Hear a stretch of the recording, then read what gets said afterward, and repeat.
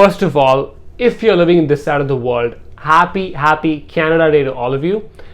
In this video, I'm going to try and unbox a few things. I've never done an unboxing video till date, so this will be my first one. And I'm going to talk about a few very interesting books that over the last few years that really changed my life. So if you've read those books, let me know in the comment section what you feel about it or what you think about it. Please share your thoughts. So let's get started.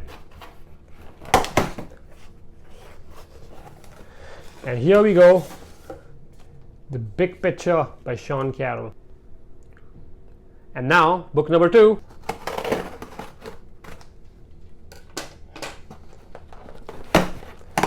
Oh yes, I was totally looking forward to this. Until the End of Time by Brian Greene. Okay, that was perhaps the worst way to unbox something, and this is my first unboxing video ever.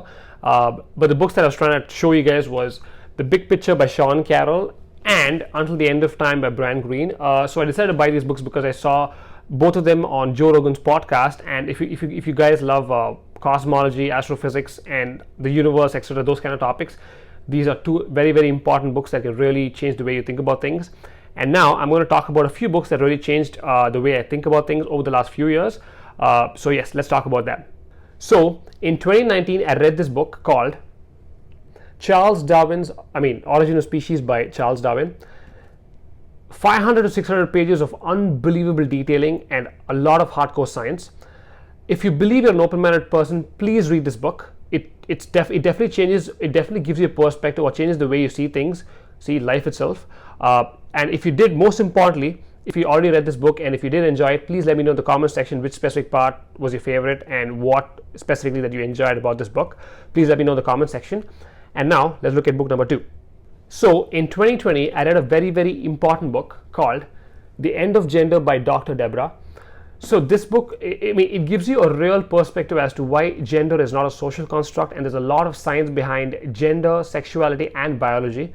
So I definitely learned something very new that I did not know about before. I've only heard of these concepts before, and this book really put a perspective as to why it is the way it is. It is not a social construct, and there's a lot of detailing, a lot of science to it, and that's also one of the reasons why I really enjoyed it. If you've already read this book, please let me know in the comment section which specific part that you enjoyed or what was the most appealing part or compelling part that you found in this specific book.